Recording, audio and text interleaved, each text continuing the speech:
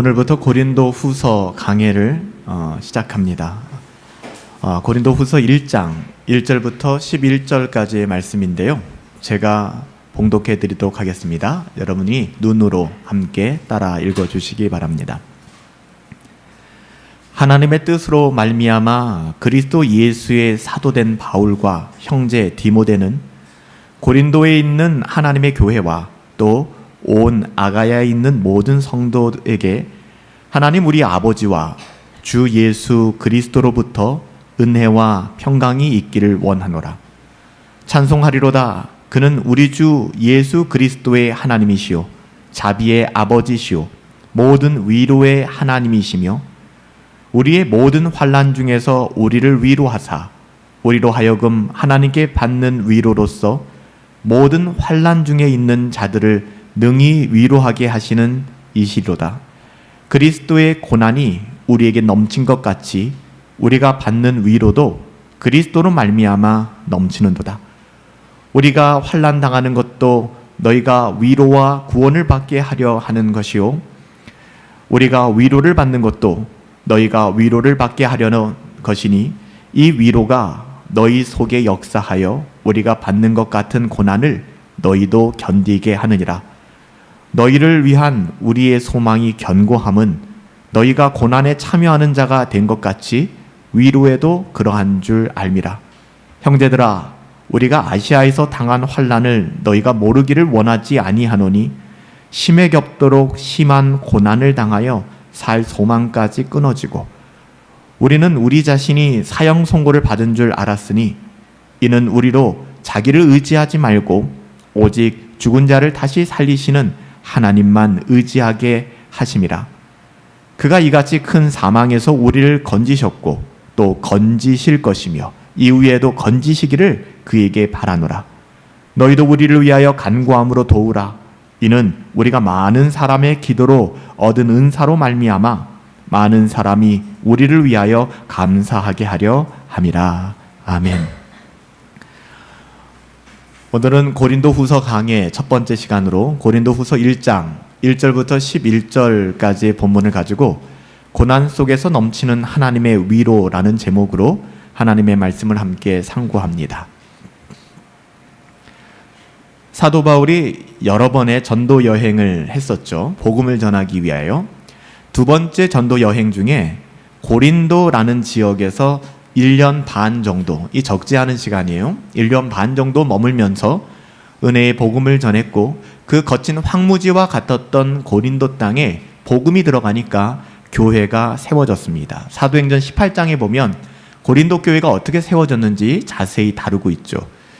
그리고 사도 바울은 이제 예루살렘으로 떠나서 3년 정도 예루살렘 지역에 머물게 되었는데 예루살렘 지역에 큰 기근이 찾아왔습니다.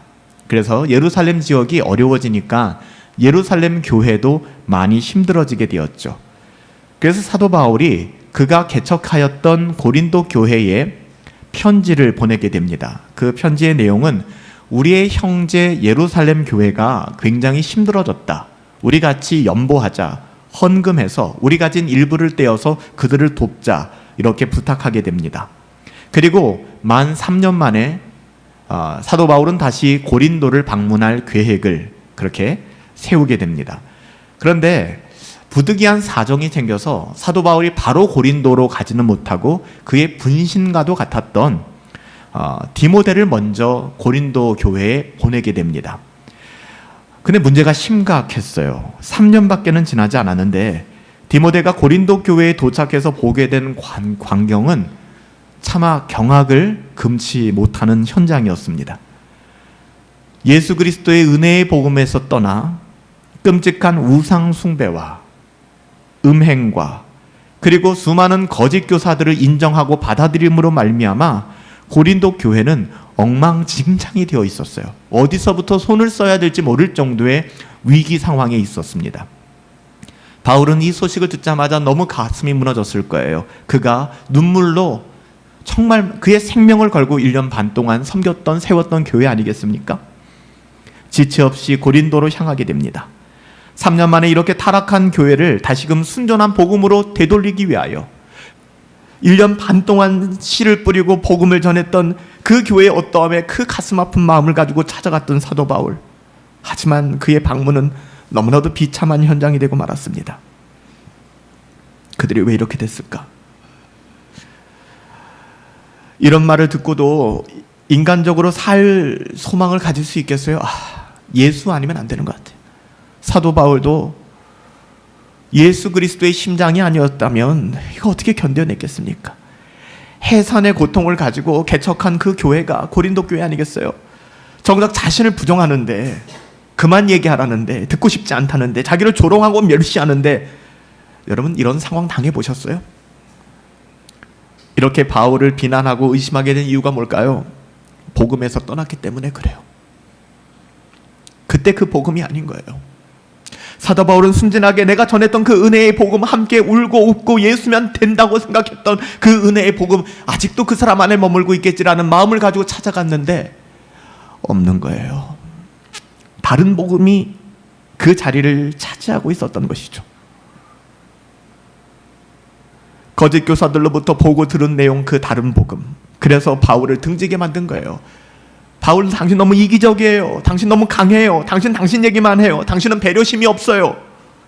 당신 얘기 듣고 싶지 않아요. 사도 바울은 굉장히 큰 상처를 받았어요. 안 받겠습니까? 굉장히 큰 상처를 받았어요. 그리고 고린도 교회에서 돌아왔습니다. 그리고는 멈출 수 없는 그 가슴의 마음 아픔을 가지고 상한 마음으로 다시 간절히 돌아오기를 원하는, 고린도 교회가 회복되기를 원하는 마음으로 펜을 들어서 편지를 보내게 됩니다. 하나님이 주신 마음 아니고서는 인연을 끊었겠죠. 그런데 그 교회를 향하여 또 펜을 들게 돼요. 그게 바로 우리가 살펴보고자 하는 고린도 후서예요.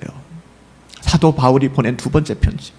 여러분, 이 정황을 알고 고린도 후서를 읽는다면 좋을 수 없어요. 밍밍할 수가 없어요. 우리가 사도 바울과 같은 마음을 가졌다면, 하나님의 자녀라면. 고린도 후서 2장 4절에 바울은 이렇게 이야기합니다. 내가 마음에 큰 눌림과 걱정이 있어 많은 눈물로 너희에게 썼노니 이는 너희로 근심하게 하려는 것이 아니다. 오직 내가 너희를 향하여 넘치는 사랑이 있음을 너희로 알게 하려 함이니. 이게 바울의 마음이었어요. 이렇듯 우리가 살펴볼 고린도 후서는 하나님의 사람 바울이 이 땅을 하나님의 자녀로 살아가면서 때로는 울고 때로는 웃으며 죽을 만큼 아파하기도 하고 눈물나게 행복하기도 했던, 어찌 보면 그의 가장 개인적인 감정들을 엿볼 수 있는 게, 제가 목회자라서 그럴까요? 저는 고린도 후서를 정말 눈물 아니면 읽을 수가 없어요. 그냥 성경이다 라고 보면 보겠지만 이 정황을 알고 있기 때문에, 바울이 어떤 마음으로 이 편지를 쓰고 있는지를 알고 있기 때문에 한 구절 한 구절 읽을 때마다 그 마음이 전달되어져 오더라고요. 사도 바울은 이 편지를 시작하면서 두 가지를 분명하게 이야기하고 있어요. 그것은 첫 번째, 나는 사도다. 나는 사도로 부르심을 받은 것이다. 저도 때론 그런 마음을 가져요. 나는 목사다.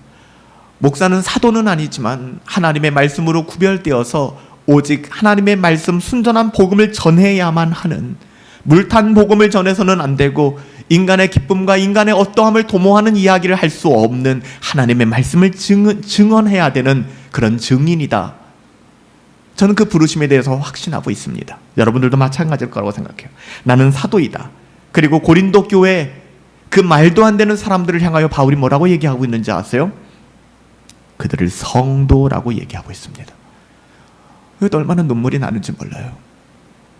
우리 같아서는 쓰레기 같은 사람들, 배은망덕한 인간들, 풀의 자식들 이렇게 얘기하고 싶은데 바울은 성도라고 얘기하고 있어요. 하나님의 뜻으로 말미암아 그리스도 예수의 사도된 바울은 이렇게 자신을 소개하죠.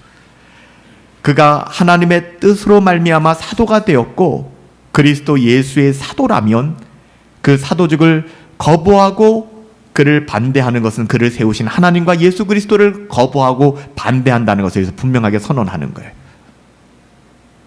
내가 하나님 안에 거하고 있고 내가 하나님의 순전한 복음을 전하고 있다면 그 복음을 거부하는 것은 나를 거부하는 것이 아니라 나의 이면에 계신 하나님을 거부하는 것이다. 바울은 담대히 그 이야기를 하고 있는 것이죠. 고린도 교회는 사도의 마음을 아프게 했지만 여전히 그들은 하나님의 교회였습니다. 그들은 더러운 음행을 용납하였지만 그럼에도 불구하고 그들은 성도였습니다. 그들이 성도 될 수 있는 것은 그들의 어떠함 때문이 아니라, 그들이 거룩해서가 아니라 그들의 거룩함이 되어주신 그리스도 예수 안에 그들이 거하고 있기 때문이에요. 이것을 알고 있다면 우리는 은혜에 합당치 않은 삶에 우리의 삶을 방종하지 않을 것입니다. 사도 바울은 비록 그들이 자신을 만물의 찢기처럼 대우했지만 그들을 하나님의 교회요, 성도라고 부르고 있는 것이죠. 이어서 그들에게 성부와 성자와 하나님의 은혜가, 그 성부 성자 하나님의 은혜와 평강이 있기를 기원하고 축복함으로써 오늘 서신을 시작하고 있어요. 이 서신의 형식하고도 맞지 않거든요. 아마 그랬던 것 같아요. 사도 바울이 너무 마음이 아프고 힘드니까 그 감정을, 이게 어디로 흘러갈지 모르니까 마음을 다잡기 위하여 아예 그들을 성도다, 내가 미워하는 대상이 아니라 하나님의 자녀다라고 선언해버리고 그들을 축복해버리는 거예요. 하나님의 이름으로 축복해버리는 거죠. 고린도 후서를 통하여 사도 바울이 처음부터 마지막까지 계속해서 견지하는 주제는 뭔지 아십니까? 여러분 기억해 두세요. 내가 약하다고 하는 것은 강함의 원천이고, 우리가 고난당한다 하는 것은 하나님의 능력과 영광의 도구가 된다. 사도 바울은요, 이거를 그냥 겉멋들어서 얘기하는 게 아니라, 지금 제가 서두에 말씀드린 죽을 것 같은 그 마음, 정말로 그래요. 제가 정말 눈물나게 공감이 가지만 이 사도 바울의 마음을 알겠지만 어떻게 다 알 수 있겠어요? 사도 바울 마음을 제가 어떻게 다 알겠습니까? 100만 분의 1이라도 알 수 있을까요? 그래도 눈물이 흐르는데, 여러분, 사도 바울이 이 환경 속에서 고백하는 게 뭐예요? 그래, 나 약하다. 그렇지만 이 약한 내가 하나님 안에 거할 때 강하게 됨을 너희들에게 이야기하고 싶다. 나 이렇게 고난을 당하고 있다. 자기가 개척한 교회에서마저 무시당하고 조롱당하고 인격 살인을 당하는 그 현장에서 누가 그 사람을 인정하겠습니까? 근데 이야기하는 거예요. 그 고난이 하나님의 능력과 영광의 도구가 되는 것이다. 제3자가 이야기하면 네가 그런 고난 당해봤어 라고 얘기하겠지만, 바울은 자기의 삶을 그래서 고백하는 거예요. 내가 이런 삶 속에서 이 하나님을 경험했다. 우리 그 하나님을 경험했으면 좋겠다. 오늘 본문에서 고난, 환난이라는 이런 의미의 단어가 진짜 굉장히 많이 나와요. 바울이 쓴 모든 서신서 가운데 이보다도 더 고난, 환난이라는 단어가 많이 나오는 서신은 없습니다. 바울은 철저히 자신의 고난을 설명하고 싶어요. 나 고난 당했어. 나 지금 고난 속에 있어. 여러분, 이게 듣기 좋으세요? 여러분 생각해 보세요. 목사가 맨날 올라와서 나 이리 힘들고 저리 힘들고 나 일이 어렵고 여러분 맨날 그런 얘기만 한다고 생각해 보세요. 난 맨날 이렇게 답답하고 짜증나고 나 이렇게 어렵고. 여러분 교회 오고 싶은 마음이 없어질 겁니다. 맨날 목사가 그런 얘기만 하는데, 자기 힘들고 짜증나고 답답하고 안 되는 것밖에는 없고. 여러분, 사도 바울이 그럼에도 불구하고 왜 나는 고난당하고 있어, 나는 이렇게 어려워, 이거를 왜 이렇게 강조하고 있는지 아십니까? 고린도 교회 사람들이 1차적으로는요, 사도 바울을 대적하면서 사도 바울, 네가 하나님의 사람이 아닌 이유, 네가 올바른 삶을 살지 않는 이유, 네가 하나님의 뜻대로 지금 살지 않는 이유는 네가 고난을 당하고 있기 때문이야 라고 이야기했기 때문에 그래요. 그가 아니라는 걸 증명하기 위해서 나는 행복해 라고 얘기하지 않고요, 그래 맞아, 나는 고난 당하고 있어, 내 삶이 쉽지가 않아. 여러분, 사도 바울은 자신이 받은 고난을 이야기하는데 중요한 것은 뭐냐면요, 그냥 고난이 아니라 그리스도의 고난이다 라고 설명합니다. 사실 그래요. 사도 바울이 그리스도를 만나지 않았다면 이 고린도 교회 같은 정도의 사람들에게 무시당하고 조롱당하고 인격 살인당할 만한 사람이 아닙니다. 굉장히 잘 살 수 있는 사람이고요, 거대 로마 시민권자였고요, 당시의 위대한 학자였고요, 유대인으로서는 최고의 인맥을 가진 사람이었습니다. 근데 그가 예수님을 만난 이후에 이 모든 것을 배설물로 여긴과 동시에 그에게 찾아온 것은 세상 사람들에게 인격살인을 당한 것이 아니라 자기가 개척한 교회에서 인격살인을 당한 거예요. 그가 그리스도의 자리에 기꺼이 섰기 때문에 당하는 고난이다 라고 얘기하면서 이 고난 이면에 하나님의 위로가 어떠한지를 설명하고 있는 것입니다. 여러분, 사실 그래요. 여러분 부르심은 뭐라고 생각하십니까? 사도 바울이 처음 다메섹으로 가는 길에서 부활하신 예수님을 만난 후에 다메섹에 거하는 아나니아라는 사람으로 말미암아 안수를 받고 눈을 떴던 것 기억나시죠? 사도행전 9장 15절 16절에 보면 사도 바울을 부르신 하나님의 뜻이 거기에 잘 기록되어져 있는데요, 이렇게 말씀해요. 주께서 말씀하시되 이 사람은, 사도 바울이죠, 눈이 먼 사울입니다. 내 이름을 이방과 임금들과 이스라엘 자손들 앞에서 전하기 위하여 내가 택한 그릇이다. 하나님이 택하신 그릇이래요. 그리고서 뭐라고 말씀하시는가? 그가 내 이름을 위하여 얼마나 고통을 많이 당해야 될 것을 내가 그에게 보여주리라 라고 말씀하셨어요. 사도 바울은 알고 있었어요. 내가 예수님을 만난 이후 나는 더 이상 예전의 사울처럼 살아갈 수 없다는 사실. 이게 하나의 의무이자 책임이 아니라 새로운 것을 바라보게 되고 예수 그리스도의 영광을 바라보고 하나님의 영광을 바라본 사도 바울은 절대로 그런 삶을 이제는 살아갈 수 없는 사람이 된 거예요. 거듭났기 때문에. 그는 예수님의 이름을 위하여 고난을 받도록 부르심을 받았다라고 사도행전에 그의 부르심을 표현합니다. 그래서 이 고난을 받고 있는 거예요. 이 어려움을 경험하고 있는 것이죠. 이것이 하나님의 자녀들이 이 땅에서 경험하게 되는 고난과도 일맥상통하는 의미가 있죠. 그리스도와 복음을 위하여 겪게 된 고난을 통하여 우리는 우리 자신이 그 고난 때문에 그냥 힘들고 어려운 것뿐만 아니라 우리 자신이 그리스도께서 당하신 그 고난과 하나가 되고, 아, 주님이 이 고난을 당하셨구나. 십자가를 지시며 비오도로사의 그 거리를 걸으시며 군중들에게, 회중들에게 불과 며칠 전에는 호산나 다윗의 자손이여 열렬히 지지받았던 그가 이제는 매도당하고 인격살인당하고 침뱉음을 당하고 가시면류관을 쓰고 십자가를 질질 끌면서 걸어가는 그 비참한 신세. 그 얼굴이 기억나요. 방금 며칠 전만 해도 호산나 다윗의 자손이여를 외치며 종려나무를 흔들던 그 사람이 전혀 다른 사람 같은 표정을 지으며 나를 바라보면서 침을 뱉으며 저깟 인간은 십자가에 못 박아야 된다고 똑같은 사람이에요. 지금 사도 바울이 고린도에서 경험한 거 똑같아요. 처음에 바울이 복음을 전했을 때 눈물을 흘리며 바울, 당신을 만나지 않았으면 어떻게 했습니까? 그들이 모아 목숨을 걸고 세웠던 고린도 교회. 불과 3년이 지나지 않아서 그들은 바울, 이젠 똑같은 얘기 그만하세요. 그 얘기 듣고 싶지 않습니다. 좀 내 마음을 울릴 수 있는 이야기를 주시면 안 되겠습니까? 로 바뀌기 시작하는 거예요. 거짓 선지자들이 가득 차기 시작하고 세상의 그 어떠함으로만 살아가려는. 여러분, 바울이 경험한 그것은 예수님이 경험한 그것과 전혀 다르지 않아요. 우리들이 믿음의 삶을 살아가다 보면 세상 사람들을 전도하기도 하고 때로는 관계를 맺어갈 때 우리도 이런 일들을 얼마나 많이 경험합니까? 있으시잖아요. 여러분들도 내가 그렇게 잘해 주었는데, 나를 그렇게 좋아해 주었었는데 어느 순간 나도 바뀐 거 없고 내가 말하는 것도 바뀐 것이 없는데 나를 벌레 보듯 하고 나를 피하고. 사도 바울은 이것을 통하여 그리스도의 고난을 바라보게 한다. 고난에 참여한다라고 이야기합니다.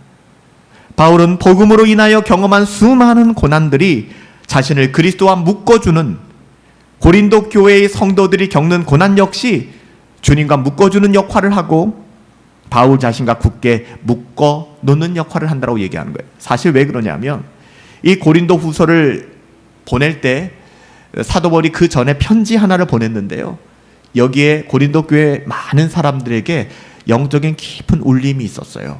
그래서 그들이 우리가 못될 짓을 했구나, 우리가 잘못 살았구나 하고 회심을 했습니다. 그래서 고린도 교회가 쪼개졌어요. 회심하여 하나님의 은혜를 누리는 사람들과 여전히 거짓 복음을 탐닉하는 사람들과. 여러분, 이렇게 쪼개질 때 누가 갑이 될 것 같아요? 후자가 갑이 됩니다. 은혜의 복음을 누리는 사람들보다 이 사람들을 바보처럼 여겨요. 할 말이 없어서 말 안 하는 줄 아십니까? 여러분, 우리가 찬양하는 것처럼, 우리 행복 찬양하는 것처럼 예수 그리스도 때문에 참는 거예요. 여러분, 할 말이 없어서 말을 안 하는 게 아닙니다. 힘이 없어서 저항하지 않는 게 아니에요. 우리는 하나님의 자녀들이니까. 그러다 보면 교회 안에서 거짓 복음을 선동하는 사람들과 은혜의 복음 안에 있는 사람들이 섞이게 될 때 이들이 갑이 됩니다. 이들이 을이 돼요. 고난을 당하게 되는 것이죠. 핍박을 당하게 되는 것이죠. 그 상황 속에서 눈에는 눈, 이에는 이가 안 되는 거예요. 은혜의 법으로 섬기게 되는 것이죠. 은혜의 법으로 섬기게 되면 좀 어떻게 보면 하나님의 은혜가 드러나고 참 모든 것이 좋아져야 되는데 그 사람들은 그것을 자기의 권리로 생각해요. 그러니까 배려받는 것을 권리로 생각하니까 은혜를 베푸는 사람들을 무시하기 시작하는 거예요. 너무너무 힘든 것이죠. 여러분, 고난이라는 걸 누가 좋아하겠습니까? 그래서 사도 바울이 지금 고린도 교회 안에서 이렇게 다시 회심한 소수의 어느 정도의 성도들을 향하여 지금 이렇게 얘기하는 거예요. 내가 고난 당하지 않았느냐? 1차 방문 때 나를 그렇게 대하지 않았느냐? 나를 그렇게 대했던 것처럼 고린도 교회가 또 소수의 너희를 그렇게 대하는 건 알고 있다. 그렇지만 우리 인내하자. 이 고난을 통하여 그리스도의 고난에 참여하자. 그리고 그리스도께서 우리를 위로하시는 그 위로를 함께 경험하자라고 얘기하는 거예요. 여러분, 고난을 누가 좋아합니까?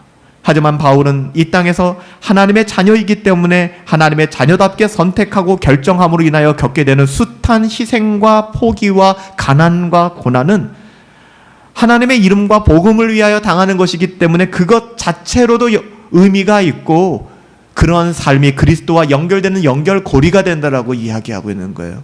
그 연결고리가 끊어지면 안 되잖아요. 그러면 비참해져요. 그래서 바울은 아시아에서 당한 고난을 다시 소환해내는 겁니다. 그래서 그러니까 나 너무 힘들었어만을 이야기하는 것이 아니라 그 목적 때문에 8절에 기록되어 있죠. 아시아에서 당하는 고난. 얼마나 힘들었으면 심에 지나도록 심한 고생을 했대요. 와, 살 소망도 없대요. 이게 바울이 할 말입니까? 얼마나 끔찍했으면. 9절에 보면 마치 사형 선고를 받은 것 같은 복음의 사도로서 온갖 산전수전 다 경험했던 바울이지만 그는 특별히 이 아시아에서 당한 환난을 고난을 소환해내면서 역대급 최고의 고난이었다 이렇게 고백합니다. 그는 견딜 힘을 잃었고 모든 것을 다 내려놓았고 난 이제 죽겠구나, 이러다 사람이 죽는구나 라는 생각까지 했대요. 하지만 사도 바울이 이런 고난을 왜 얘기할까요? 자기의 고난 좀 알아주세요, 나를 좀 측은히 여겨주세요, 민망히 여겨주세요. 아니에요. 인간적인 자기 연민에 빠졌기 때문이 아니에요. 우리 이거 놓쳐서는 안 됩니다. 저는 설교하면서 우는 거를 별로 안 좋아해요. 굉장히 싫어합니다. 자기의 설교자의 감정이 다 드러나는 거 너무 유치하고 싫어요. 안 울려고 진짜 노력합니다. 근데 눈물이 날 때가 있어요. 여러분도 그렇게 받아들였으면 좋겠어요. 가끔 목회자가 눈물을 흘릴 때 그냥 짜는 게 아니에요. 여러분들한테 나만이 힘들다라고 호소하는 것도 아닙니다. 여러분, 하나님 나라와 하나님의 복음과 또 하나님의 나라와 복음을 등지고 떠나가는 사람들을 바라보면 여러분의 마음에 울림이 없습니까? 통곡함이 없나요? 믿음의 삶을 살아가는 많은 신자들과의 삶, 신자들의 삶과 그것으로 말미암아 그리스도 예수의 삶이 여러분 오버랩 되어질 때 내 마음에 감동이 없나요? 어떻게 그럴 수 있죠? 여러분, 사도 바울이 지금 이렇게 강력하게 자신의 고난을 소환해서 이야기하는 것은 자기에 대한 연민이 아니라 고난을 이겨내는 하나님의 위로에 대해서 이야기하는 거예요. 하나님의 위로를 이야기하고 싶은 거예요. 오해하시면 안 돼요. 사실 성경 전체에서 오늘 본문만큼이나 위로를 강조하는 본문은 없잖아요. 계속해서 위로 10번이 넘어요. 위로, 계속 위로가 나와요. 본문에서 위로라고 말할 때 위로는 헬라어로 이런 뜻이에요. 사람이 혹독한 시련을 겪을 때, 그럴 때 있죠. 그의 곁에 서서 그를 격려해 준다는 말이에요. 그래서 3절에서 사도 바울은 하나님을 찬송할 때 뭐라고 얘기해요? 찬송하리로다. 하나님을 찬양하죠. 이 말도 안 되는 상황 속에서 이유가 뭐예요? 그는 우리 주 예수 그리스도의 하나님이시요 자비의 하나님이시요, 정답이 여기 나와요. 우리 모든 위로의 하나님이시다. 하나님은 위로의 하나님이시기 때문에 나는 하나님을 찬양할 수밖에 없다. 그 어떤 고난과 그 어떤 환경, 나의 이 끔찍한 환경 속에서도 나는 하나님의 위로를 발견한다. 하나님께서는 모든 고난과 환난 중에 있는 사람들을 위로하시는 하나님이시기 때문에 바울은 이 사실을 몸소 너무나도 깊게 가는 곳마다 만나는 사람들마다 경험했기 때문에 하나님을 찬양하지 않을 수가 없는 것이죠.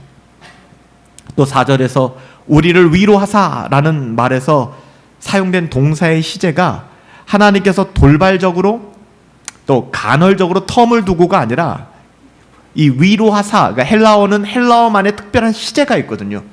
이 위로하사라는 말의 뜻은 계속해서 그 어떤 환경과 상황 속에 우리 느끼는 감정과 상관없이 우리가 위로를 받지 못한다면, 은혜를 받지 못한다면 우리가 문제인 것이지 하나님이 문제가 아닌 거예요.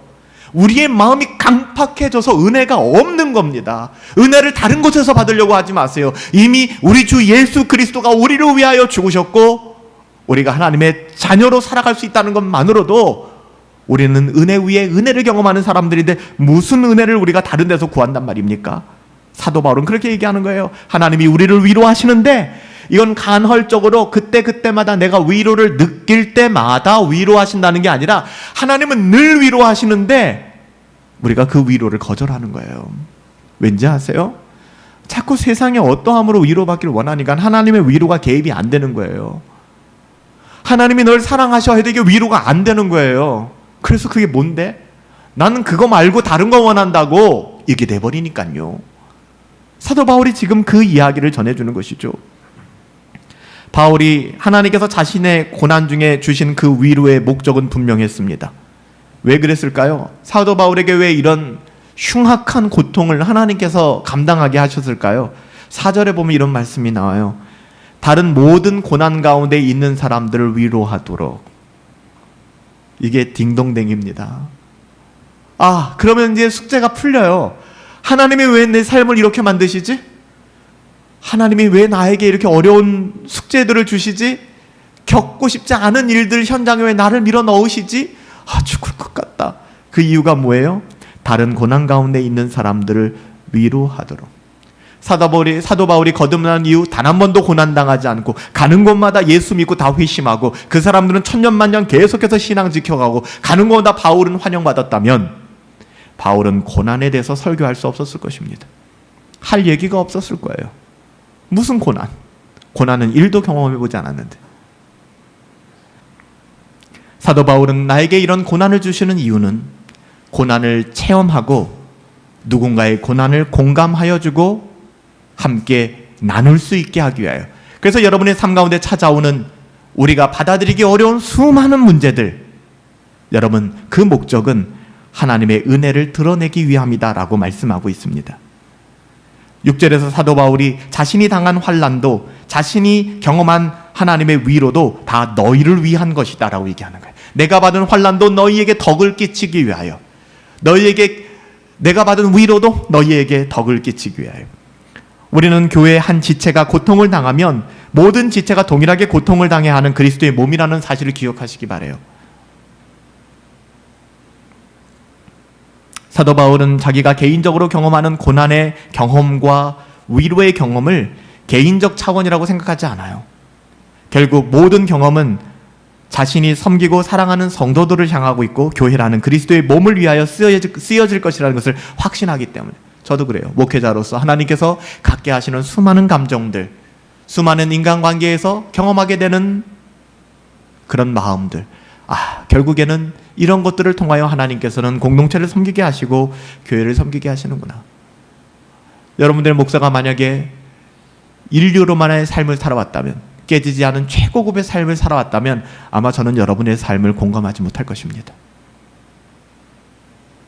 여러분의 목사가 공부도 잘하고 하는 것마다 뭐든지 대박을 치고 이런 사람이라면 공부를 못하는 아이들이나 해도 잘 안 되는 사람들을 도무지 이해할 수 없었을 것입니다. 각자 다 다르잖아요. 하나님께서 우리를 낮추시는 이유는 바로 여기 있다는 것입니다. 우리가 한 가지만 더 오늘 말씀을 통해 살펴볼 건데요. 그럼 고난에 대한 문제인데요. 우리가 고난을 보는 성경의 관점에 대해서 잠깐만 살펴봅시다. 우리 성도님들도 마찬가지인 것 같아요. 제가 이제 희생과 포기와 가난과 고난이라는 이 고난에 대해서 우리가 받아들여야 된다. 이것이 신자의 삶이라고 생각하니까 고난에 대해서 이제 두 가지 제가 좀 잘못된 오해를 말씀드리고 싶어요. 하나는 금욕주의. 뭐냐면은요, 고난을 즐기고 고난을 장려하는 태도입니다. 저는 여러분 축복합니다. 고난 받지 마세요.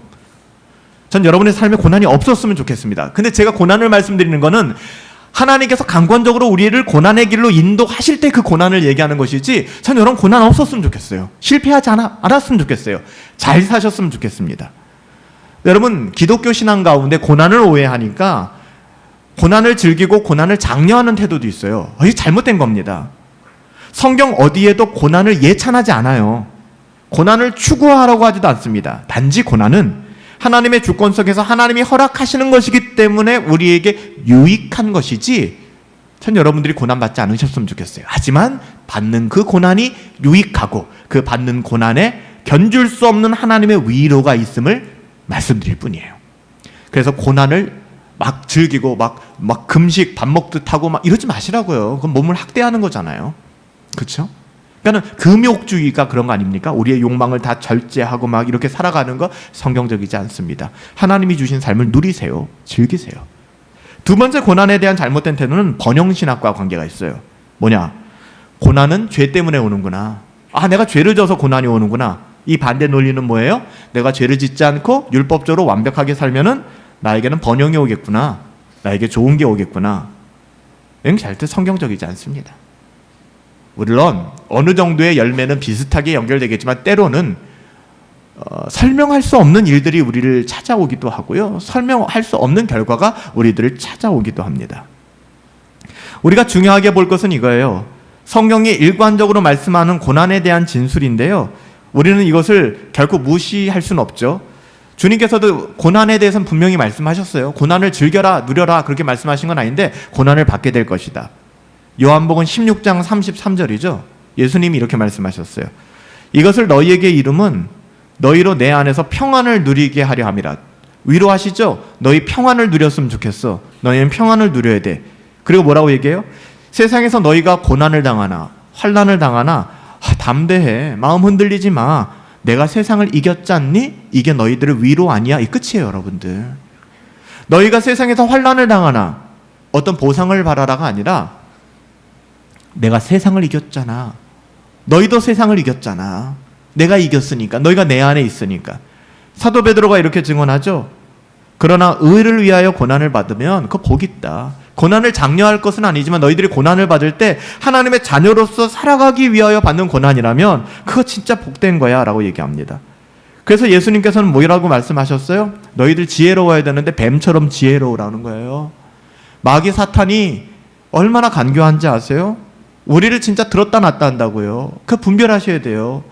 그러니까 그렇게 은혜의 복음을 받은 고린도 교회가 3년 만에 바뀌는 거잖아요. 고린도 교회가 어떻게 은혜를 받았는데요? 근데 3년 만에 사도 바울을 대하는 걸 보세요. 저는 여러분들 예수님께서 말씀한 이런 고난이라면 이런 의미에서의 고난이라면 그 고난이 우리 가운데 많았으면 좋겠어요. 이런 고난이라면 믿음 때문에 불이익을 당하고 손해를 당하는 일이 우리 안에 그냥 간증이 되었으면 좋겠어요. 내가 이렇게 정말 세상적으로 좋은 길이 있었는데 이거 내가 아무리 기도해도 믿음의 길이 아니기 때문에 난 포기하고 이 길을 선택했어. 저는 우리 소그룹 모임 때마다 이런 이야기들이 많아졌으면 좋겠어요. 우리가 오늘부터 소그룹 모임을 갔는데 자꾸 소그룹 모임 때 공동체를 실망시키고 낭망시키고 부정적인 언어 이게 아니라 은혜의 복음이 정말 물밀듯 흘러갔으면 좋겠어요. 내 안에 함께 하신 일주일 동안 나를 지켜주신 그 하나님의 은혜 있잖아요. 악화가 양화를 구축한다고 그런 모임 안에서 자꾸만 부정적인 이야기 나는 은혜가 없어 이런 이야기가 반복되어지면요 결국에는 누가 이길 것 같아요? 지금은 공중에 권세 잡은 자가 자꾸 있기 때문에 그 언어의 세력이 굉장히 강해요. 그래서 입으로 우리가 그 악함을 인정하면 안 돼요. 내가 우울하고 힘들고 어렵더라도 그러면 침묵하세요. 그리고 도와달라고 하세요. 내가 많이 어려운데 하나님의 은혜가 내게 회복되었으면 좋겠어요. 저를 위해 기도해 주세요. 그럼 공동체가 함께 모여서 손을 얹고 그를 위해 기도하는 것입니다. 이게 교회예요. 모이면 맨날 난 힘들고 나는 어렵고 난 이래서 저기 하고 교회가 이렇고 특히 교회가 이렇고 소그룹 모임이 이렇고 쟤는 이렇고 쟤는 어떻고 이러다 보면은요 그 사람이 사탄의 문을 여는 그 통로가 되어버리는 거예요. 여러분 그거 분별하셔야 돼요. 그래서 주님께서도 뱀처럼 지혜로우라고 말씀하신 거예요. 그래서 사도 바울이 디모데에게 이렇게 권면하잖아요. 오직 하나님의 능력을 쫓아 복음과 함께 고난을 받고 바르게 분별하라. 무릇 그리스도 예수 안에서 경건하게 살기를 원하느냐? 그러면 삶이 쉽지가 않다. 핍박을 받게 될 것이다.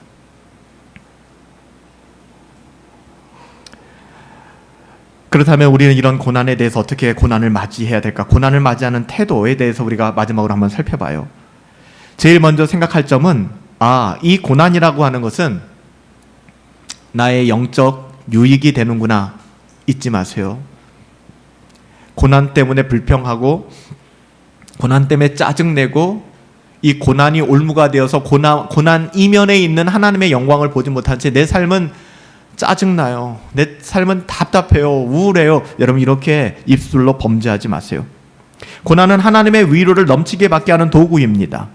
그래서 5절에 고난이 넘친다라고 쓰고 있는데요. 근데 우리가 여기서 눈여겨보는 건 뭐예요? 고난만 넘치는 게 아니에요. 하나님의 위로도 더욱 넘칩니다. 고난이 1이면 하나님의 위로는 무조건 2입니다. 고난이 2면 하나님의 위로는 3이에요. 고난을 뛰어넘는 하나님의 위로가 우리 가운데 있다는 거예요. 고난은 이런 점에서 우리에게 영적 유익을 줍니다. 사도 바울이 아시아에서 당한 환난을 말하면서 사형 선고를 받은 것 같다라고 말하잖아요. 그토록 힘겹게 고생한 사람들을 언급하면서 9절에 이렇게 고백합니다. 뭐라고 얘기하는지 아세요? 9절 말씀 보시면 이는 우리로 자기를 의뢰하지 말고 오직 죽은 자를 다시 살리신 하나님만 의뢰하게 하려 합니다. 무슨 얘기예요? 우리에게 고난 주신 이유는 우리 자신 의지하지 않고 하나님 의지하게 하라는 겁니다. 여러분 자기 자신 의지하지 마세요. 자기 자신 의지했다면 사도 바울 다시 고린도 후서 안 썼습니다. 여러분 자기 자신 의지했다면 사도 바울 소아시아에서 어려움 당했을 때 다 그만뒀습니다. 되돌아갈 곳이 없지 않았다고요. 바울은요. 가진 것이 많았던 사람이라고요. 그렇지만 그걸 배설물로 여겼기에 그 길을 다시 갈 수 없는 것이죠. 고난이 주는 영적 유익입니다. 결국 사도 바울은 그 환난을 통하여 자기의 힘과 자기의 능력과 자기가 가진 것을 내려놓고 포기하는 것을 배웠어요. 고난이 주는 유익은 여기에 있습니다. 사람을 부드럽게 만들어요. 가볍게 합니다. 자기의 힘이 능력의 원천이 아니라는 사실을 깨달아요. 저도 목회를 20년 이상 해오면서 제 목회 현장들을 쭉 돌아보면은 어린 시절 젊었을 때 내가 뭐든 다 할 수 있다 생각했구나. 이게 얼마나 무서운지 몰라요. 자기의 실력이 사역의 비결이 아니라는 것을 깨닫는 것이 얼마나 어려운지 몰라요. 오직 죽은 자를 다시 살리시는 분, 오직 하나님만을 의뢰하는 것을 우리는 배워나가는 것입니다. 여러분 어디서 이 값비싼 교훈을 배울 수 있을까요? 값비싼 교훈이거든요. 바로 고난을 통해서요. 그래서 고난은 우리가 대가를 지불할 만한 너무나도 소중한 겁니다. 그러니까 제발 고난의 현장에 계신 분들 죽겠다고 짜증난다고 답답하겠다고 인생을 규모 없이 즉흥적으로 널브러져서 그렇게 살아가서는 안 돼요. 절대 그렇게 살아가서는 안 됩니다. 여러분은 이제까지 여러분의 인생에서 경험한 고난을 통하여 이 진리를 배우셨나요? 배우지 못하셨다면 오늘 부족한 종을 통하여 하나님이 말씀하시는 이 말씀에 경청하시기 바랍니다. 우리의 고난은 우리의 영적 유익을 위하여 주신 거예요. 이 사실을 잊지 마세요. 고난은 우리 개인적 차원에게만 유익한 것이 아니라 그것은 공동체에도 유익한 것입니다. 사도 바울은 그 마음을 우리들에게 전달하고 나누고 있는 것이죠. 이처럼 바울은 고난 속에서 우리에게 확신적으로 얘기를 하고 있습니다. 그 확신, 특별히 뭐라고 얘기하면 마지막 10절 말씀에 보면 그가 이같이 큰 사망에서 우리를 건지셨고 건지실 것이며 이후에도 건지시기를 그에게 바라는. 저는 이 10절 말씀 볼 때마다 너무 소망이 돼요. 그렇지, 하나님이 나를 그렇게 건져내셨지, 뿐만 아니라 오늘 이 순간에도 나를 건지시고 계시지. 뿐만 아니라 앞으로도 건지실 것이지, 여러분 그 마음이 있다면 그 어떤 고난도, 그 어떤 삶의 자리에서도 우리는 주눅들지 않습니다. 하나님의 위로가 큼을 발견하게 되는 것이죠. 여러분 이 확신을 놓치지 마세요. 확실히 고난은 위로는 감사를 가지고 옵니다. 그러나 한 가지만 여러분이 사족을 달게요. 우리는 이 세상과 세상의 방식만을 따라 살아가면서, 그러니까 주님의 이름을 위해서는 그 어떤 대가 지불을 할 마음도 없고 대가 지불을 하지 않으면서 고난을 당하고 계신다 그러면 그 고난에서는 그 어떤 하나님의 위로도 여러분들은 경험할 수 없습니다. 절대 경험할 수 없어요. 여기서 고난이 크고 하나님의 위로는 더 크다는 것은 그리스도와 연합되어서 하나님의 자녀롭게 살아갈 때 경험하게 되는 고난을 이야기하는 것이지, 여러분이 게을러서 여러분이 정욕대로 살기 위하여 여러분 세상 방식대로 살기 위해서 당하는 그 고난에는 하나님의 위로가 없어요. 그러니까는 많이 외로워지는 것이죠. 우울증에 걸리고 답답해지는 거예요. 주 안에서 넘치는 하나님의 위로는 하나님의 자녀답게 살아가는 현장에서 마주하는 우리들의 모든 고난 속에서 우리를 견디게 하고 이기게 하고 온 교회로 위로하게 만드는 힘이 될 것입니다. 그러므로 말미암아 하나님의 영광이 우리 분당 허브교회 가운데, 저와 여러분의 삶 가운데 선명하게 드러나기를 예수님의 이름으로 축복합니다. 우리 이 시간 잠시 기도하는 시간 가지십시다. 우리 한번 1, 2분 정도 잠시 기도하실 때 고난 속에 넘치는 하나님의 위로